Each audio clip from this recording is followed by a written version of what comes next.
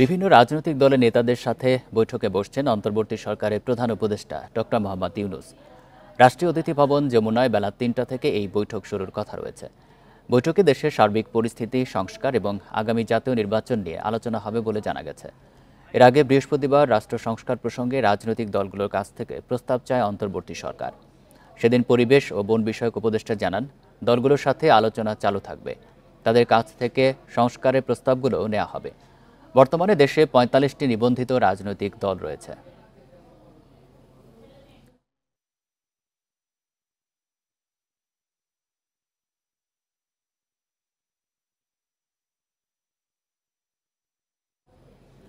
আগামী জাতীয় নির্বাচন হবে ইতিহাসের অন্যতম কঠিন পরীক্ষার নির্বাচন, এই মন্তব্য করেছেন বিএনপির ভারপ্রাপ্ত চেয়ারম্যান তারেক রহমান।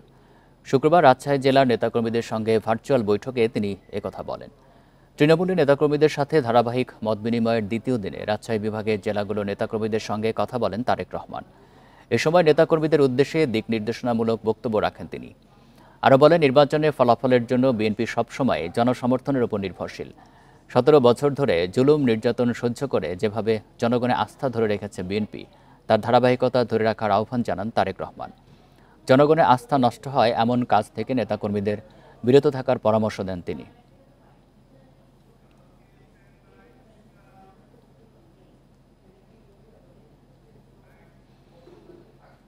আওয়ামী লীগ সরকারের আমলে গুম খুনের শিকার পরিবারকে সরকারি ভাতা দেওয়ার দাবি জানিয়েছেন বিএনপি মহাসচিব মির্জা ফখরুল ইসলাম আলমগীর। শুক্রবার বিকেলে রাজধানীর নয়াপল্টনে আন্তর্জাতিক গুম প্রতিরোধ দিবসের সংহতি সভায় তিনি এই আহ্বান জানান। দেশ বিদেশে এখনও ষড়যন্ত্র চলছে বলেও সতর্ক করেন তিনি। আন্তর্জাতিক গুম প্রতিরোধ দিবসে নয়াপল্টনে বিএনপির সংহতি সভায় রাজধানীর বিভিন্ন স্থান থেকে মিছিল নিয়ে যোগ দেন নেতাকর্মীরা।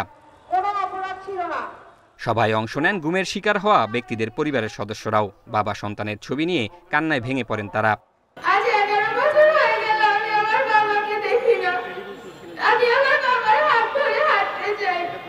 গুম খুনের জন্য আওয়ামী লীগকে দায়ী করেন বক্তারা। শেখ হাসিনাকে দেশে ফিরিয়ে শাস্তির মুখোমুখি করার দাবি জানান তারা। গুমের একটি প্রকল্প করেছে, অর্থাৎ গুমের মাধ্যমে ভয়ভীতি সঞ্চার করে সাধারণ মানুষ যাতে তার বিরোধিতা করতে না পারে, স্বৈর শাসনের বিরোধিতা করতে না পারে। শেখ হাসিনা দিল্লি গিয়ে পালিয়ে আছে। আমি দাবি করছি দিল্লির সরকারকে শেখ হাসিনাকে বাংলাদেশের কাছে ফেরত দেন। গুমের শিকার প্রত্যেকের পরিবারকে ভাতা দিতে সরকারের প্রতি আহ্বান জানান মির্জা ফখরুল। তাদের আত্মত্যাগেই দেশ ফ্যাসিবাদের কবল থেকে মুক্তি পেয়েছে দাবি তার।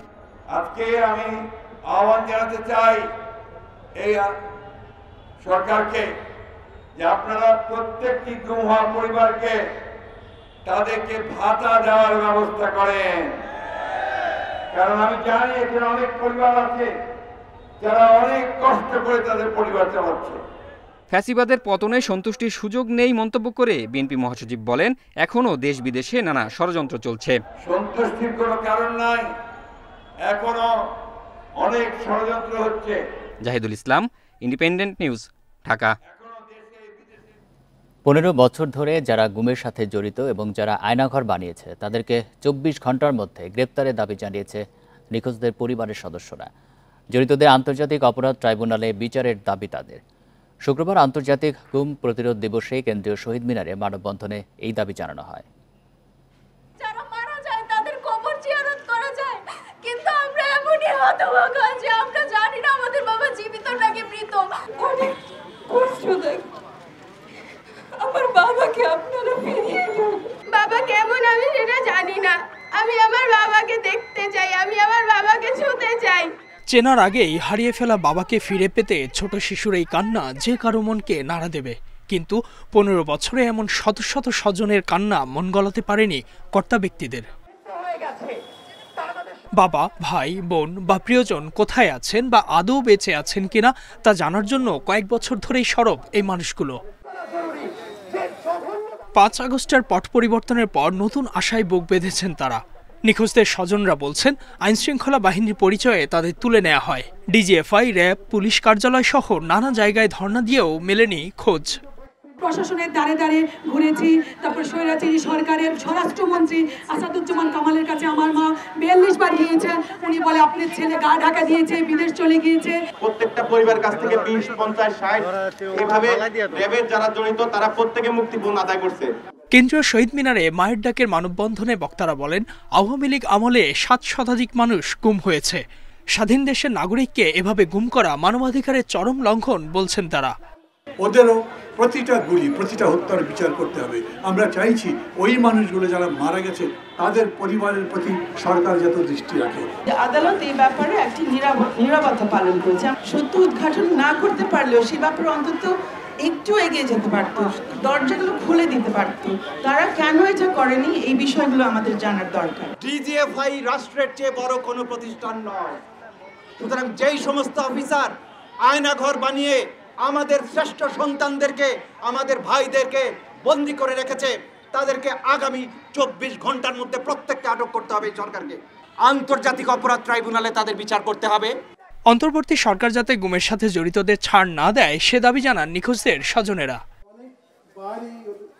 Ijazur Rahman, independent news, Dhaka. বিভিন্ন দাবিতে সচিবালয় ঘেরাওয়ের জেরে শিক্ষার্থীদের সঙ্গে সংঘর্ষের পর আর কাজে ফেরেননি অনেক আনসার সদস্য। ঢাকার 4টি থানায় করা মামলায় 420 জনের নাম উল্লেখ সহ কয়েক হাজার জনকে আসামি করায় আতঙ্কে বাহিনীর সদস্যরা। তবে শিগগিরই পোশাক পরিবর্তন করে মাঠে ফিরবে আনসার সদস্যরা, জানালেন বাহিনীর মহাপরিচালক। আওয়ামী লীগ সরকার পতনের পর বিভিন্ন থানা নিরাপত্তার দায়িত্বে দেখা যায় আনসার সদস্যদের। সড়কে ছাত্রদের পাশাপাশি ট্রাফিক নিয়ন্ত্রণের দায়িত্ব পালন করে এই বাহিনী। পরিস্থিতি বদলে যায় 20 দিন না পেরোতেই।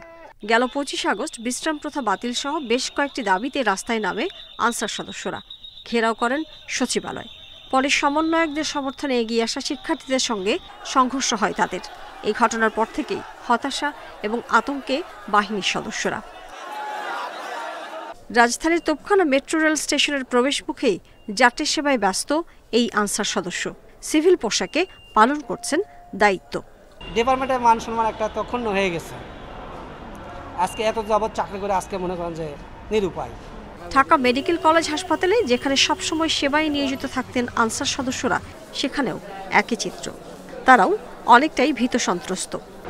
আমাদের নির্দেশনা সিভিলে ডিউটি করার জন্য আমরা তাই করতেছি। এদিকে আনসার সদস্যদের অনুপস্থিতিতে বিশৃঙ্খলার কথা জানালেন সেবা প্রত্যাশীরা। আবার সদস্যদের বিরুদ্ধে রয়েছে অভিযোগও। আমি 3 দিন ধরে আছি, কোনো আনসার নাই, নিরাপত্তার কেউ নাই। এখানে ট্রলি পাওয়া যায় না, হুইল চেয়ার পাওয়া যায় না। হয়তো তা থাকলে তো শৃঙ্খলা থাকতো বা মানুষ একটু সাইড শুট করতো বা বলতো। 10 নম্বর রোডে ঢুকতে গেছি, আরে দাঁড়ান, সাইড করে নিয়ে দাঁড়া করে আমার কিছু তারপরে দেন। সারা দেশে ব্যাটালিয়ন সহ প্রায় 55,000 আনসার সদস্য গুরুত্বপূর্ণ স্থাপনায় মোতায়েনের কথা থাকলেও কাজে যোগ দেননি বেশিরভাগই। বিক্ষোভের সঙ্গে ব্যাটালিয়ন সদস্যরা জড়িত নন বলে জানান বাহিনীর DG major general Abdul Motaleb Sajjad Hossain. তবে বিভিন্ন প্রতিষ্ঠানের সদস্যদের ফেরা প্রশ্নে ক্যামেরার সামনে কথা বলতে রাজি হননি তিনি। রাজধানীতে প্রায় 14,000 আনসার নিয়োজিত থাকলেও বর্তমানে মাঠে আছেন প্রায় 10,000। Mahmuda Momita, independent news, Dhaka. নোয়াখালীতে বন্যা দুর্গতদের সহায়তায় এগিয়ে এসেছে তুলনামূলক ভালো অবস্থানে থাকা স্থানীয়রা। বিভিন্ন আশ্রয় কেন্দ্রে থাকা মানুষকে খাবার ও চিকিৎসা সামগ্রী দিচ্ছেন তারা। এতে কিছুটা স্বস্তিতে আশ্রয় কেন্দ্রের মানুষ। এই উদ্যোগকে স্বাগত জানিয়ে জেলা প্রশাসক বলছেন সরকারিভাবেও সহায়তা করা হচ্ছে। আকস্মিক বন্যায় 2 সপ্তাহ ধরে পানিবন্দী নোয়াখালীর 8 উপজেলার 20 লাখের বেশি মানুষ। ঘরবাড়ি তলিয়ে যাওয়ায় অনেকেরই ঠাঁই হয়েছে বিভিন্ন আশ্রয় কেন্দ্রে। সরকারি হিসেবে 13,089 আশ্রয় কেন্দ্রে রয়েছেন প্রায় 3 লাখ মানুষ। বিপুল সংখ্যক দুর্গত মানুষের জন্য খাবার ও চিকিৎসার ব্যবস্থা করা বিশাল চ্যালেঞ্জ। এ অবস্থায় সরকারের অপেক্ষায় না থেকে দুর্গতদের পাশে দাঁড়িয়েছে স্থানীয়রা। নিজ উদ্যোগে বন্যার্তদের ওষুধ, পানি ও খাবারের ব্যবস্থা করছেন তারা। নিজস্ব উদ্যোগে থাকা এবং খাওয়ার ব্যবস্থা করতেছি। বিভিন্ন দান অনুদান এনে দিতেছি। নিজেদের ফান্ড থেকে যা সম্ভব আমরা সেটা দিয়ে চেষ্টা করতেছি। স্থানীয়রা এগিয়ে আসায় কিছুটা স্বস্তিতে বানভাসীরা। আমার ঘরে আশ্রয় দিচ্ছে, আমার ঘরে 3 বেলা খাবার দিচ্ছে, সব দিকে সহযোগিতা পাইতেছি আমরা। শুধু গায়ের কাপড় চোপড় নিয়ে এখানে আশ্রয় নিচ্ছি, ওনারা আমাদেরকে 3 বেলা খাওয়াচ্ছে, সব রকম সুবিধা দিচ্ছে। কেউ ডাল দেয়, কেউ চাল দেয়, কেউ খাওয়াতে বিরিয়ানি দেয়, এগুলো আনি দেয়। স্থানীয়দের উদ্যোগকে স্বাগত জানিয়ে জেলা প্রশাসক জানান, স্থানীয়দের পাশাপাশি আশ্রয়কেন্দ্রগুলোতে সরকারিভাবেও ত্রাণ ও চিকিৎসা সামগ্রী দেয়া হচ্ছে।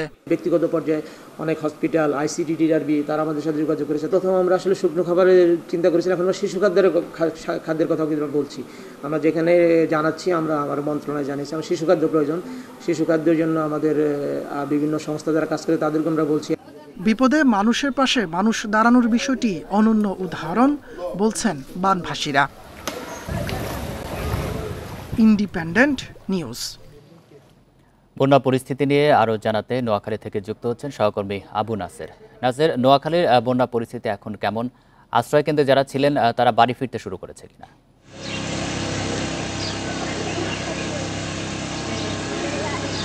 নোয়াখালীর বন্যা পরিস্থিতির খুব একটা উন্নতি হয়েছে এটি বলা যাবে না। প্রতিদিন 1/2 ইঞ্চি থেকে সর্বোচ্চ 1 ইঞ্চি পানি নামছে, আবার 4-5 দিন পরে যখন বৃষ্টি হয় 8-10 ইঞ্চি পানি বেড়ে যায়। সার্বিক বিবেচনায় স্থানীয় বাসিন্দাদের মত হচ্ছে প্রতিদিনই বন্যা পরিস্থিতি হয় স্থিতিশীল আছে, না হলে অবনতি হচ্ছে, উন্নতির কোনো লক্ষণ নেই। দ্বিতীয়ত আপনি জানতে চেয়েছেন যে আশ্রয়কেন্দ্র থেকে লোকজন বাড়ি ফিরে যাচ্ছে কিনা। একজন মানুষও বাড়ি ফিরে গেছে আশ্রয়কেন্দ্র থেকে এই খবর আমাদের কাছে নেই। উল্টো প্রতিদিনই প্রতিটি আশ্রয়কেন্দ্রে বানবাসী মানুষের ভিড় বাড়ছে। এটি বোঝা যায় এভাবেই যে প্রতিদিন আশ্রয়কেন্দ্রের সংখ্যাও বাড়ানো হচ্ছে, পাশাপাশি আশ্রয়কেন্দ্রে যে সরকারি হিসেব দেওয়া হচ্ছে সেই হিসেবেই লোকজনের সংখ্যা বাড়ছে। গতকাল পর্যন্ত আশ্রয়কেন্দ্রে 3 লক্ষ লোক রয়েছে সরকারি পরিচালিত আশ্রয়কেন্দ্রগুলোতেই। পাশাপাশি বেসরকারিভাবে পরিচালিত অসংখ্য আশ্রয়কেন্দ্রে আরও অসংখ্য মানুষ রয়েছে এবং প্রতিদিনই স্থানীয়ভাবে বিভিন্ন উঁচু দালানগুলোকে এবং ঘরবাড়িকে আশ্রয়কেন্দ্র হিসেবে ঘোষণা করা হচ্ছে। ফলে এই আশ্রয়কেন্দ্রগুলোতে বানবাসী মানুষের ভিড় বাড়তেই আছে, একজন মানুষ আশ্রয়কেন্দ্র থেকে ফিরে যায়নি। আমি এখন যদি দেখাই, এই আশ্রয়কেন্দ্রগুলোর বিশাল চাপ সামাল দেওয়া আসলে সরকারের একার পক্ষে খুবই দুরূহ ব্যাপার।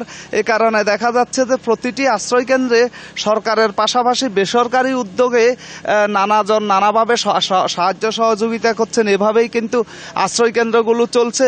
এখন এই পাশে নোয়াখালী সরকারি বালিকা উচ্চ বিদ্যালয় কেন্দ্রে গত প্রায় 7 দিন থেকে অন্তত 3 শতাধিক নারী পুরুষ শিশু আশ্রয় নিয়েছেন এবং এদেরকে নানাজন নানাভাবে খাদ্য সহায়তা করছে স্থানীয় লোকজন। এই পাশেই দেখা যাচ্ছে যে যুব রেডকি সেন্টার স্বেচ্ছাসেবকরা এখানে পানি বিশুদ্ধকরণ একটি মেশিন নিয়ে এসছে, ওয়াটার ট্রিটমেন্ট কিট বলছেন ওনারা। এই ওয়াটার ট্রিটমেন্ট কিটে প্রতিদিন প্রত্যেকটি আশ্রয়কেন্দ্রে প্রায় নিয়ে গিয়ে ওনারা স্থানীয় বাসিন্দা যারা রয়েছেন এই আশ্রয়কেন্দ্রে যারা আশ্রয় নিয়েছেন তাদেরকে বিশুদ্ধ পানি সরবরাহ করছেন। একটি আশ্রয়কেন্দ্রে প্রায় 2000 থেকে 2500 লিটার পানি সরবরাহ করা যাচ্ছে এবং একটু পরেই এই ওয়াটার কিটের মাধ্যমে বাসিন্দাদের মধ্যে এখানে বিশেষ করে যারা আশ্রয় নিয়েছেন তাদের মধ্যে সুপেয় পানি সরবরাহ করা হবে। আমরা জানি যে এই পরিস্থিতিতে পুরো এলাকা নিমজ্জিত হয়ে যাওয়াতে, টিউবওয়েলগুলো নিমজ্জিত হয়ে যাওয়াতে কোথাও সুপেয় পানির ব্যবস্থা নেই। তো এখান থেকে যুব রেডকি সেন্টার একটি অসাধারণ ভূমিকা নিয়েছেন। তারা স্বেচ্ছাসেবকদের মাধ্যমে এখানে বিশুদ্ধ পানি সরবরাহ করবেন। একটু পরেই এখানে বাসিন্দা যারা রয়েছেন, এখানে যারা আশ্রয় নিয়েছেন তারা এসে পানি সংগ্রহ করবেন। এর পাশাপাশি এই শুধু নোয়াখালী সরকারি বালিকা উচ্চ বিদ্যালয় নয়, সরকারি মহিলা কলেজ থেকে শুরু করে অসংখ্য স্কুল কলেজ মাদ্রাসাতে আশ্রয়কেন্দ্র স্থাপন করা হয়েছে। এই পর্যন্ত সরকারি হিসেবে প্রায় 1400 আশ্রয়কেন্দ্র করা হয়েছে এবং এসব আশ্রয়কেন্দ্রে 3 লক্ষাধিক নারী পুরুষ আশ্রয় নিয়েছেন। প্রতিটি আশ্রয়কেন্দ্রে কেউ ডাল দিচ্ছে, কেউ চাল দিচ্ছে, কেউ লাকড়ি দিচ্ছেন, কেউ রান্না করে দিচ্ছেন, কেউ খাদ্য সামগ্রীর পাশাপাশি চিকিৎসা সামগ্রী দিচ্ছেন। এইভাবে আশ্রয়কেন্দ্রগুলো চলছে। এ হচ্ছে আমার কাছে এখানকার সর্বশেষ। নোয়াখালী থেকে জানাচ্ছিলেন সহকর্মী আবু নাসের। উজানের তীব্র ঢল আর বৃষ্টিতে সৃষ্ট বন্যায় মৌলভীবাজারে 4 উপজেলার 55,000-এর বেশি পরিবার ক্ষতিগ্রস্ত হয়েছে। অনেকের ঘর পুরোপুরি ধ্বংস হয়েছে। মাথা গোঁজার ঠাঁই হারিয়ে দিশেহারা মানুষ। প্রশাসন বলছে তালিকা তৈরি করে ক্ষতিগ্রস্তদের পুনর্বাসন করা হবে। মৌলভীবাজারের রাজনগরের কৃষক কুতুব মিয়া বন্যার পানি স্রোতে ধ্বংসস্তূপে পরিণত হয়েছে তার থাকার ঘরটি। এমনকি ঘর থেকে বের করতে পারেননি কিছুই। এখন মাথা গোজার ঠাঁই নিয়ে দুশ্চিন্তায় তিনি। আমার পুরা ঘর গেছে কি, এখন তো আমি টিন এখানেও পাইছি না, এটা যেটা পাইছি এটা বাঙালি অন্ত নাই, এই নমুনা আমার ঘর আছে ওখানে। কুতুব মিয়ার মতো রাজনগরের অনেক পরিবারের একই অবস্থা। কুলাউড়া, কমলগঞ্জ আর সদরের পরিস্থিতিও আলাদা নয়। ক্ষতিগ্রস্ত ঘর মেরামত নিয়ে আশার আলো দেখছেন না দরিদ্র মানুষ। খাতা বালিশ মশারি এটা সব মানে বেডিং সব ওখান থেকে বাসিয়ে গেছে। আমরা ঘর দুয়ার মেরামত করতে আপনার অনেক পয়সার দরকার আছে, অনেক টিন টানের দরকার আছে, টাকা পয়সার দরকার আছে। আমরা তো গরিব মানুষ। প্রশাসন বলছে ক্ষতির শিকার পরিবারের তালিকা তৈরির কাজ চলছে। বরাদ্দ এলেই তাদের পুনর্বাসন করা হবে। ক্ষতিগ্রস্ত তালিকা আমরা করতেছি এবং আমরা ইতিমধ্যে বিভিন্ন ধরনের চাহিদা আমরা উপরে ঊর্ধ্বতন কর্তৃপক্ষকে জানাচ্ছি। আশা করি ওনারা আমাদেরকে দ্রুত এই ধরনের যে পুনর্বাসন সহায়তা দিলে আমরা রাজনগরবাসীকে আমরা এই পুনর্বাসন সহায়তা দিতে পারবো। সম্প্রতি উজানের ঢলে মনু ও ধলাই নদের বাঁধ ভেঙে যায় অন্তত ২০ জায়গায়। দুর্যোগ ত্রাণ ও পুনর্বাসন কেন্দ্রের হিসাবে এতে ক্ষতিগ্রস্ত পরিবারের সংখ্যা ৫৫,০০০-এর বেশি। Independent news. আকস্মিক বন্যায় সবচেয়ে বেশি ক্ষতিগ্রস্ত হয়েছে ফেনীর ৬ উপজেলার ২৫০০-এর বেশি ডেইরি ও পোল্ট্রি খামারি। তাদের ক্ষতির পরিমাণ প্রায় ৩৯৭ কোটি টাকা বলে জানিয়েছে প্রাণী সম্পদ বিভাগ। সব হারিয়ে নিঃস্ব এসব খামারি ঘুরে দাঁড়াতে চান সরকারি সহায়তা। সদর উপজেলার সোনুয়া ইউনিয়নের আব্দুল কুদ্দুস সৌদি আরব থেকে ২ বছর আগে দেশে ফিরে নিজের সঞ্চয় ও ব্যাংক থেকে ৬০ লাখ টাকা ঋণ নিয়ে শুরু করেন পোল্ট্রি ব্যবসা। আকস্মিক বন্যায় গত ২৩ আগস্ট তলিয়ে যায় সে খামার। প্রথমে খুব ছোট আকারে করছিলাম, তখন পরে দেখতেছি না এটা ব্যবসাটা ঠিক আছে। আমি উদ্যোক্তা হিসেবে এটা আরো বাড়াতে চাইছিলাম। আমি বাড়ি বন্ধক দিয়ে ব্যাংক থেকে লোন নিয়ে আত্মীয়স্বজন থেকে ধার নিয়ে। শুধু আব্দুল কুদ্দুসের খামার নয়, বন্যার পানির তীব্র স্রোতে ভেসে গেছে ফেনীর ৬ উপজেলার ২৫০০ গবাদি পশু ও হাঁস মুরগির খামার। প্রাণী সম্পদ বিভাগের তথ্য মতে বন্যায় ৬৪,০০০-এর বেশি গবাদি পশু ও ২৩ লাখের বেশি হাঁস মুরগি মারা গেছে। ৪০,০০০ সোনালী সব শেষ, তারপরে লেয়ার আছে ১২,০০০, এগুলো শেষ।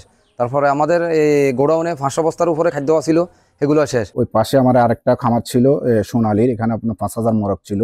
ওইগুলো মানে ওই দিনে একই সাথে সম্পূর্ণ সবকিছু একই সাথে একই দিন চলে গেছে। কোনো রকম ভাবে গরুগুলোর যান বাঁচায় নিয়ে আমরা আশ্রয় নিয়েছি ছাদে, ঘরের ছাদে।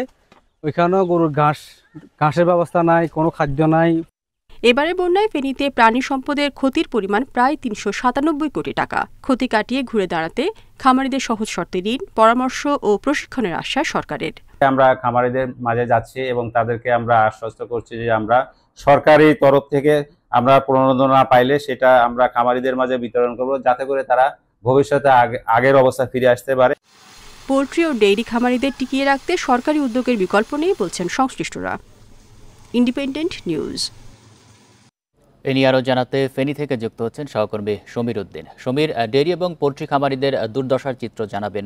আর্থিক সহায়তার কোনো উদ্যোগ এখন পর্যন্ত নেওয়া হয়েছে কিনা? আসলে বলতে গেলে কি পোল্ট্রি ডেইরি খামারের লোকজন এখন আসলে নিঃস্ব এবং পথে বসেছে।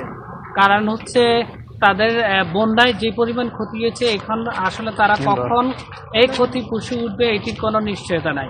আমরা পানি সম্পদ কর্মকর্তার সাথে কথা বলেছিলাম, তারা বলছে যে তাদের প্রণোদনা দেওয়ার ক্ষেত্রে এক ধরনের সামারি তারা করছে। সামারি করার পরে সরকার যে প্রণোদনা দিবে সেই প্রণোদনার মাধ্যমে তাদেরকে আসলে প্রণোদনা দেওয়া হবে। এছাড়াও আসলে ফেনীতে যে বন্যা, এই বন্যায় আসলে ক্ষতিগ্রস্ত হয়নি এমন কোনো সেক্টর নাই। প্রত্যেকটি জায়গায় আসলে ক্ষতিগ্রস্ত হয়েছে, যেমন সড়ক, মৎস্য, তারপরে যোগাযোগ ব্যবস্থা এবং সোজা কথা হচ্ছে আর্থিক যে ক্ষতি সব তুলে আর্থিক, মানসিক, সামাজিক সব দিক থেকে তারা ক্ষতিগ্রস্ত হয়েছে। ফেনী শহরের কিছু কিছু জায়গায় এখনো পানি রয়েছে, বিশেষ করে কালিদহ, তুলাবাড়িয়া এবং মোটবুই ইউনিয়নের অনেক জায়গায় বেশ কিছু পানি রয়েছে, এখনো নামেনি, তবে সহসা পানি নেমে যাবে। এছাড়াও আমরা দেখেছি ফুলগাজীর বেশ কিছু জায়গাতে সড়ক একেবারে বিচ্ছিন্ন হয়েছে।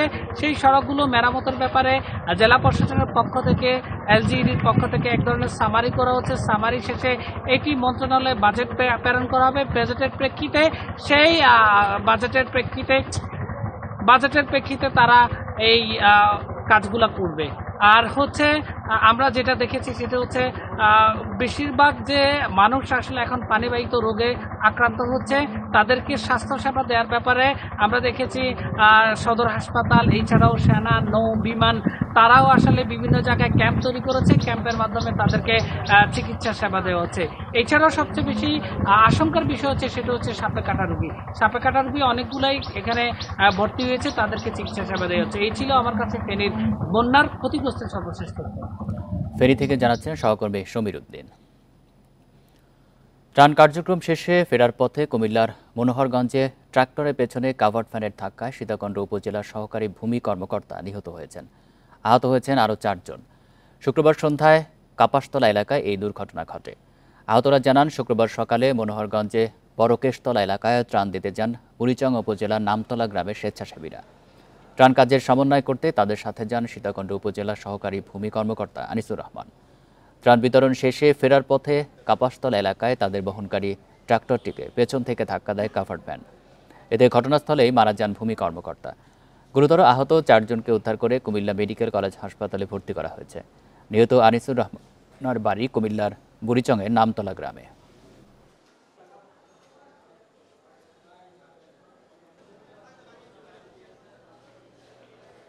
কাভার্ড ভ্যান এসে আমাদেরকে ধাক্কা দিয়ে দেয়, গাড়িটা উল্টে যায়। যারা রাস্তার এই পাশে পড়ে তাদের অবস্থা খারাপ, একজন তো মারা গেছে। ভাইয়া সীতাকুণ্ডের ভূমি কর্মকর্তা, উনি আসছিল মূলত ত্রাণ দেওয়ার জন্য, ত্রাণ দিবে, উনি থাকতে পারতেছিল না, ওই এলাকা থেকে গাড়ি আসে না। বন্যা কবলিত মানুষের পাশে দাঁড়াতে রাজধানী ধানমন্ডির রবীন্দ্র সরোবরে অনুষ্ঠিত হলো কনসার্ট।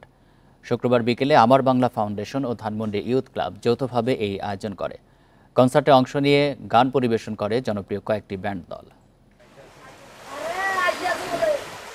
হঠাৎ বন্যায় বিপর্যস্ত কয়েকটি জেলা, সেখানে ঘরবাড়ি রাস্তাঘাট তলিয়ে বিপাকে স্থানীয়রা। তাদের সহযোগিতায় ঝাঁপিয়ে পড়েছেন সর্বস্তরের মানুষ। সহায়তার হাত বাড়িয়েছেন ব্যান্ড দল ও সঙ্গীত শিল্পীরাও।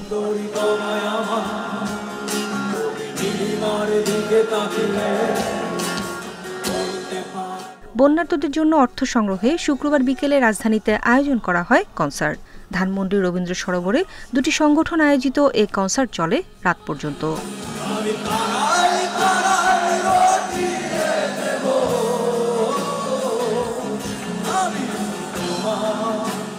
50 টাকা প্রবেশ মূল্য দিয়ে অনুষ্ঠানে অংশ নেন হাজারো দর্শক।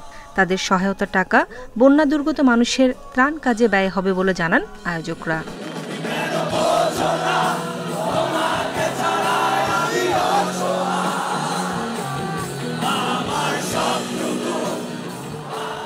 কনসার্টে সুরের মূর্ছনায় দর্শকদের মুগ্ধ করে জনপ্রিয় ব্যান্ড দল আভাস। এছাড়াও গান পরিবেশন করে 1 পয়েন্ট, গানবাহন, স্কুইড, ঘাসফড়িং, মানচিত্র সহ আরও কয়েকটি ব্যান্ড।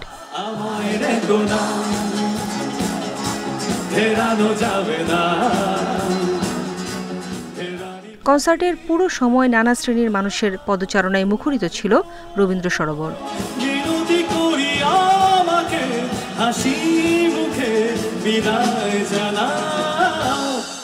নুরে জান্নাত, ইন্ডিপেন্ডেন্ট নিউজ, ঢাকা। পদ্মা সেতু প্রকল্পে অন্তর্বর্তী সরকার প্রায় 2000 কোটি টাকা সাশ্রয় করেছে বলে জানিয়েছে সড়ক পরিবহন ও সেতু মন্ত্রণালয়ের উপদেষ্টা ফাউজুল কবির খান। শুক্রবার বিকেলে পদ্মা সেতু পরিদর্শন শেষে সাংবাদিকদের তিনি কথা বলেন। উপদেষ্টা জানান, আওয়ামী লীগ সরকার পদ্মা সেতু প্রকল্পের সর্বশেষ ব্যয় ধরেছিল 32,605 কোটি টাকা। অন্তর্বর্তী সরকারের ব্যয় সংকোচন নীতিতে সর্বশেষ ব্যয় দাঁড়িয়েছে 30,770 কোটি টাকায়। এতে সাশ্রয় হয়েছে 1,835 কোটি টাকা। সরকার জনগণের আস্থা অর্জনের জন্য কাজ করছে জানিয়ে তিনি আরও বলেন, এখন থেকে প্রতিটি প্রকল্পের ক্ষেত্রেই ব্যয় সংকোচন নীতি অনুসরণ করা হবে।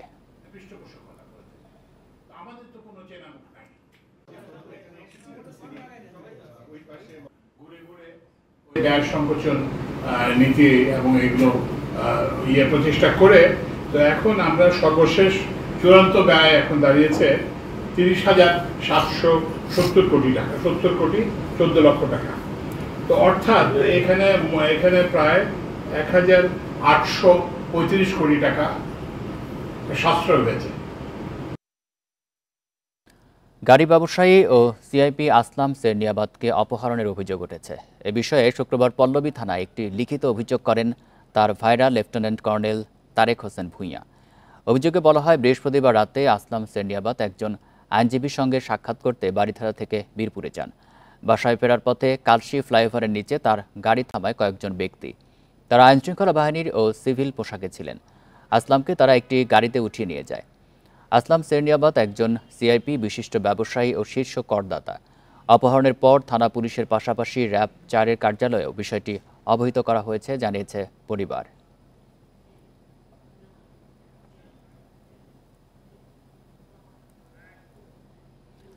জেলা জজ, অতিরিক্ত জেলা জজ, মেট্রোপলিটন ম্যাজিস্ট্রেট এবং চিফ জুডিশিয়াল ম্যাজিস্ট্রেট সহ নিম্ন আদালতের 81 বিচারককে বদলি করা হয়েছে। বৃহস্পতিবার এই বিষয়ে 4টি পৃথক প্রজ্ঞাপন জারি করে আইন মন্ত্রণালয়। সুপ্রিম কোর্টের সঙ্গে পরামর্শক্রমে বাংলাদেশ জুডিশিয়াল সার্ভিসের এই কর্মকর্তাদের বদলি করা হয়েছে বলে জানিয়েছে আইন ও বিচার বিভাগ। এর মধ্যে 80 জনকে 3 সেপ্টেম্বর নতুন কর্মস্থলে যোগ দিতে বলা হয়েছে। এছাড়া একজন বিচারককে ঊর্ধ্বতন কর্তৃপক্ষের কাছে দায়িত্ব অর্পণের পর 1 সেপ্টেম্বর নতুন অফিসে যোগদান করতে বলা হয়েছে। বদলি হওয়া বিচারকদের মধ্যে সিনিয়র সহকারী জজ ও সহকারী জজ পদমর্যাদার 44 জন, জেলা ও দায়রা জজ পদমর্যাদার 22 জন এবং অতিরিক্ত ও যুগ্ম জেলা জজ পদমর্যাদার 15 জন রয়েছেন। স্কুলগুলো এখনও স্বাভাবিক শিক্ষা কার্যক্রমে ফিরতে পারেনি। বার্ষিক পরীক্ষা কিভাবে হবে সেটিও ঠিক হয়নি। সেই সঙ্গে আগামী বছর 10ম শ্রেণীর বিভাগভিত্তিক বিভাজন কিভাবে হবে তা নিয়ে চিন্তায় শিক্ষার্থীরা। এ অবস্থায় শিক্ষা মন্ত্রণালয়কে সুনির্দিষ্ট রূপরেখা প্রণয়নের তাগিদ শিক্ষা গবেষকদের। চলতি বছর থেকে 9ম শ্রেণীতে নতুন শিক্ষাক্রমে কার্যক্রম চলছে। সেই অনুযায়ী বিজ্ঞান, মানবিক ও ব্যবসায় শিক্ষা বিভাগ নেই। কিন্তু আগের শিক্ষাক্রমে ফেরত গেলে 9ম থেকে 10ম শ্রেণীতে উত্তীর্ণদের বিভাগ ভিত্তিক বিভাজন কিভাবে হবে এ নিয়ে চিন্তিত শিক্ষার্থী ও অভিভাবকরা। কে কোনটা পাবে, বাট মানে কিভাবে পরীক্ষা হবে এখন আমরা কিছুই জানি না, যে প্রশ্ন কিরকম আসবে, পড়া কোনটা সিলেবাস কিছুই জানি না। নতুন শিক্ষাক্রম অনুযায়ী 1ম থেকে 3য় এবং 6ষ্ঠ থেকে 9ম শ্রেণীতে কার্যক্রম চলছে। এখন আগে শিক্ষাক্রম অনুযায়ী পরীক্ষা চালু করা হলে সেটি কিভাবে হবে সে বিষয়ে সুনির্দিষ্ট নির্দেশনা চান শিক্ষক শিক্ষার্থীরা। এখন বর্তমানে চিন্তা আছে যে বার্ষিক পরীক্ষা কিভাবে দিব। দ্রুত মানে একটা নির্দেশনা না দেয় তাহলে আসলে আমাদের অনেক এই নিচে শিশু থেকে 12 ক্লাস 9 ক্লাস পর্যন্ত শিক্ষার্থীরা মানে খুব একটা অনিশ্চয়তার মধ্যে আছে। শিক্ষা গবেষকরা বলছেন, এখনও স্কুল কলেজে স্বাভাবিক পরিবেশ ফিরে আসেনি। শিক্ষার্থীদের একাডেমিক ক্ষতিও হয়েছে। এই অবস্থায় সুনির্দিষ্ট রূপরেখা শিক্ষা মন্ত্রণালয়কে ঠিক করতে হবে। হযবরল অবস্থা থেকে উত্তরণের একটা চমৎকার উপায় হলো যে আমাদের একটা শিক্ষা সংস্কার কমিশন করা, যে এখানে হয়তো এটা মাননীয় শিক্ষা উপদেষ্টার নেতৃত্বে হতে পারে, যে যারা শিক্ষাবিদ আছে, বিভিন্ন স্টেক হোল্ডার আছে, ব্যুরোক্রেটরা থাকবে, যে বিভিন্ন ধরনের নিয়ে শক্তিশালী একটা কমিটি গঠন। জাতীয় শিক্ষাক্রম ও পাঠ্যপুস্তক বোর্ড বলছে, দ্রুতই পরীক্ষা সহ শিক্ষাক্রমের বিভিন্ন বিষয় নিয়ে নির্দেশনা দেয়া হবে। মূল্যায়ন নিয়ে বিভিন্ন জায়গায় এক ধরনের একটা কনফিউশন রয়েছে, বাহির রয়েছে। এই জায়গাগুলিকে কংক্রিট ওয়েতে সবাই জানি বুঝতে পারে কিভাবে মূল্যায়ন করলে আমার টিচাররা, আমার স্টুডেন্টরা, আমার গার্ডিয়ানরা, এই জায়গাকে মাথায় রেখে সমস্ত স্কুলগুলিতে জানিয়ে দেওয়া হবে। এরই মধ্যে আগামী বছরের জন্য বইয়ের পরিমার্জনের কাজ শুরু হয়েছে বলে জানিয়েছে এনসিটিবি। নূরে আলম, ইন্ডিপেন্ডেন্ট নিউজ, ঢাকা। শিক্ষক পদত্যাগের নামে সারা দেশে যা হচ্ছে সেটা সমর্থনযোগ্য নয়। যারা বিভিন্ন উদ্দেশ্যে অন্যায় প্রক্রিয়ায় এসব করছেন তাদের বিরুদ্ধে আইনগত ব্যবস্থা নেওয়া উচিত বলে মন্তব্য করেছেন বৈষম্য বিরোধী ছাত্র আন্দোলনের সমন্বয়ক সার্জিস আলম। শুক্রবার ফেসবুক বার্তায় একথা বলেন তিনি।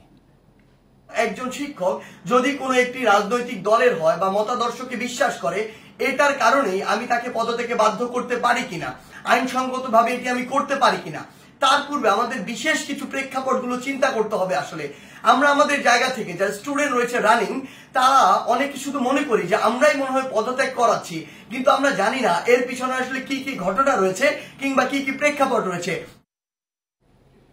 বিভিন্ন অভিযোগে দিনাজপুরের এম আব্দুর রহিম মেডিকেল কলেজের 39 শিক্ষার্থীকে সাময়িক বহিষ্কার করা হয়েছে। বৃহস্পতিবার কলেজের অধ্যাপক ডাক্তার AFM নুরুল্লাহ স্বাক্ষরিত এক নোটিশে এই তথ্য জানানো হয়। নোটিশে বলা হয়, হত্যা চেষ্টা, সন্ত্রাসী কর্মকাণ্ড সহ অভিযুক্ত শিক্ষার্থীদের বিরুদ্ধে 11টি লিখিত অভিযোগ জমা পড়ে। প্রাথমিক তদন্তের ভিত্তিতে তাদেরকে ক্যাম্পাস ও আবাসিক হল থেকে সাময়িক বহিষ্কার করা হয়েছে। অধিকতর তদন্তের জন্য মেডিসিন বিভাগের সহযোগী অধ্যাপক শাহাব আহমেদকে প্রধান করে 5 সদস্যের কমিটি গঠন করা হয়েছে। ওই কমিটি 7 কর্মদিবসের মধ্যে প্রতিবেদন জমা দিলে চূড়ান্ত সিদ্ধান্ত নেওয়া হবে।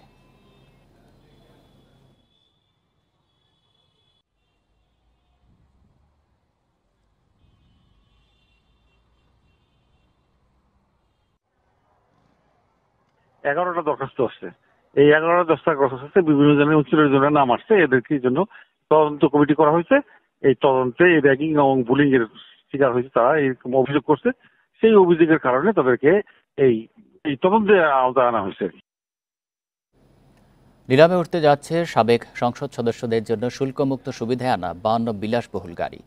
সংসদ বিলুপ্ত হয়ে যাওয়ায় শুল্ক ছাড়া গাড়িগুলো ব্যবহারে আর সুযোগ থাকলো না। এই কারণেই চট্টগ্রাম বন্দরে আটকে থাকা এসব গাড়ি শুল্ক পরিশোধ করে ছাড়ের নির্দেশনা দিয়েছে রাজস্ব বোর্ড। টয়োটা ল্যান্ড ক্রুজার, মার্সিডিজ বেঞ্জের বিলাসবহুল মডেলের এসব গাড়ি আনা হয়েছে সদ্য সাবেক সংসদ সদস্যদের জন্য। 3000 থেকে 5000 সিসির অত্যাধুনিক 52টি গাড়ির শুল্কমুক্ত সুবিধায় ছাড়ের অপেক্ষায় ছিল চট্টগ্রাম বন্দরে। তবে সংসদ বিলুপ্ত হওয়ার পর এসব গাড়ির এখন কি হবে তা নিয়ে উঠেছে প্রশ্ন।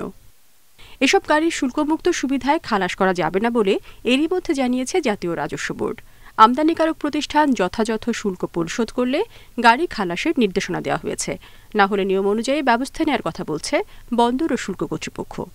30 দিন অতিক্রান্ত হলেই আমরা কাস্টমসকে অকশনের জন্য একটা বাই পেপার হ্যান্ড ওভার করে দিয়ে থাকি। তো এক্ষেত্রে সম্প্রতি এনবিআর থেকে একটা সিদ্ধান্ত হয়েছে এ সকল গাড়িগুলা নিলামে বিক্রি হবে। তো সেই হিসেবে চট্টগ্রাম বন্দর থেকে আমরা যা যা আমাদের নির্দেশনা অনুযায়ী সাপোর্ট দিতে হয় সেটা আমরা করে যাব। একটা সার্টেন টাইম পর্যন্ত পণ্যটা খালাস না করলে বা বিল অফ মেডিং সাবমিট না করলে আমরা আমদানিকারকে একটা নোটিফিকেশন সেন্ড করি। একবার বা দুইবার হচ্ছে মিনিমাম, তাকে 2বার আমরা নোটিশ দিই। তারপরে সে না নিলে এটা আমরা তখন নিলামের তালিকা অন্তর্ভুক্ত করি আর কি। বিলাসবহুল এসব গাড়ি ছাড় করাতে 810% পর্যন্ত শুল্ক পরিশোধ করতে হবে। সেক্ষেত্রে প্রতিটি গাড়ির দাম উঠবে 6 থেকে 8 কোটি টাকা। তাই প্রচলিত শুল্ক হারে এসব গাড়ি খালাসের উদ্যোগ যথাযথ নয় বলে মনে করছেন ব্যবসায়ীরা।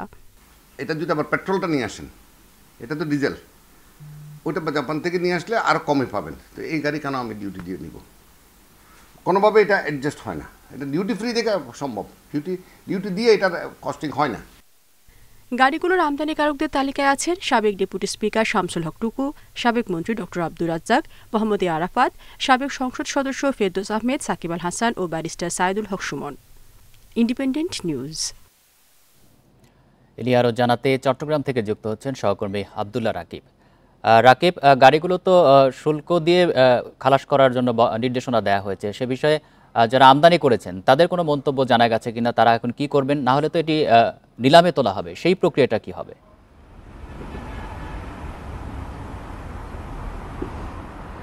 জি, যারা আসলে গাড়িগুলো আমদানি করেছেন তারা প্রত্যেকে সাবেক সংসদ সদস্য। এর মধ্যে তারকা খ্যাতি পাওয়া সাকিব আল হাসান সহ অন্যান্য অভিনেতারা রয়েছে, কিন্তু তারা সবাই 5 আগস্ট থেকে লাপাত্তা বলা চলে। এক ধরনের তারা পালিয়ে বেড়াচ্ছেন, যারা দেশে আছেন বা বিভিন্ন জায়গায় পলাতক রয়েছেন। ফলে এই গাড়িগুলো আসলে কি প্রক্রিয়ায় খালাস হবে সেটি এখন শঙ্কার বিষয়। এবং যারা আসলে গাড়িগুলো এনেছিলেন তারা তো এই বিষয়গুলো জানতেন না যে 5 তারিখের পরে 5 তারিখ থেকে একটা পট পরিবর্তন হবে। ফলে অনেকে এই গাড়িগুলো এখনো সবগুলো আসেনি, কিছু গাড়ি এখনো জাহাজীকরণের অপেক্ষায় রয়েছে, বাংলাদেশের পথে রয়েছে। হয়তো এই সপ্তাহে সেগুলো বাংলাদেশে চলে আসবে, অর্থাৎ বন্দরে চলে আসবে। আমরা কিছু গাড়ি দেখাতে পারছি বন্দরের। এই গাড়িগুলোরও পরিণতি আসলে এমনটাই হবে বলা চলে। যারা ব্যবসায়ী আছেন বা যারা এখানে অভিজ্ঞ দীর্ঘদিনের, তারা বলছেন যে শুল্কমুক্ত সুবিধা যে গাড়িগুলো আনা হয় সেগুলো পরবর্তীতে যখন নানা ধরনের জটিলতা দেখা দেয় বা যখন এগুলো আসলে নিলামের প্রক্রিয়ার মধ্যে চলে যায়, অর্থাৎ যেটি কাস্টমস বলছে বা বন্দর কর্তৃপক্ষ বলছে যে কোনো পণ্য বন্দরে আসার পরে 30 দিন পর্যন্ত বন্দরে রাখা হয়, পরবর্তীতে সেটি যে আমদানিকারক অর্থাৎ তাদেরকে 2টি নোটিশ দেওয়া হয়। এর পরবর্তীতে যখন কোনো পণ্য বন্দর থেকে খালাস করা হয় না তখন আসলে সেটি নিলাম প্রক্রিয়া যাওয়া হয়। কিন্তু নিলাম প্রক্রিয়া যাওয়ার যে বিষয়টি সেটিও একটি জটিল একটি প্রক্রিয়া, নানা ধরনের ডকুমেন্টেশনের বিষয়গুলো আছে। পরবর্তীতে দেখা যায় আসলে যে পরিমাণ নিলামে দাম তোলা হয় সেই পরিমাণ আসলে গাড়ির মূল্য থাকে না, ফলে গাড়িগুলো পরিণতি ঠিক এরকমই হয়ে যায়। এবং এই গাড়িগুলো দীর্ঘদিন ধরে চট্টগ্রাম বন্দরে পড়ে আছে। সেক্ষেত্রে এই যে সংসদ সদস্যদের যে গাড়িগুলো শুল্কমুক্ত প্রক্রিয়ায় আনা হয়েছে, যেগুলো 1 কোটি টাকা দাম দিয়ে আনা হয়েছে কিন্তু প্রকৃত মূল্য 8 থেকে 10 কোটি টাকা, সেই গাড়িগুলোর পরিণত এমন হতে পারে বলে আশঙ্কা করছেন এখানকার যারা ব্যবসায়ীরা আছেন বা গাড়ি সংক্রান্ত বিষয়গুলোতে যুক্ত আছেন। ফলে যারা এই গাড়িগুলো এনেছেন তারা বলা চলে সামনে যে 30 দিন বা এরপরও যদি 2টি নোটিশ পিরিয়ড দেওয়া হয়, তারপরে হয়তো এইসব গাড়িগুলো এখান থেকে তারা খালাস করবেন না বা ছাড় করবেন না। ফলে এগুলো যে অনেকটা নিলামের প্রক্রিয়ার মধ্য দিয়ে যাবে এবং এরপরে যে এগুলো পাওয়া যাবে না সেটা অনেকটা নিশ্চিত করে এখনই বলা যাচ্ছে। চট্টগ্রাম থেকে জানাচ্ছেন সহকর্মী আব্দুল্লাহ রাকিব। দেশে বেকার জনগোষ্ঠীর সংখ্যা উল্লেখযোগ্য হারে বেড়েছে। বাংলাদেশ পরিসংখ্যান ব্যুরো BBS এর 2024 সালে জুন মাসের ত্রৈমাসিক শ্রমশক্তি জরিপে এই তথ্য পাওয়া গেছে। এতে জানানো হয় বেকারত্বের হার বেড়ে দাঁড়িয়েছে 3.65%। জরিপে উঠে এসেছে জুন শেষে দেশে বেকারের সংখ্যা ছিল 26,40,000, যা গত বছরের একই সময়ের তুলনায় 1,40,000 বেশি। জরিপে আরও উল্লেখ করা হয় যুবকদের মধ্যে বেকারের সংখ্যা বেড়েছে। 15 থেকে 29 বছর বয়সী তরুণ তরুণীদের মধ্যে গত বছরের জুনে কর্মরত ছিলেন 2,71,20,000 জন। এবছরের জুনে সেই সংখ্যা কমে দাঁড়িয়েছে 2,53,40,000-এ। যুব কর্মশক্তির মধ্যে পুরুষ ও নারী উভয়ের কাজের সংখ্যা কমেছে, তবে মোট সংখ্যার হিসাবে তা প্রায় সমান।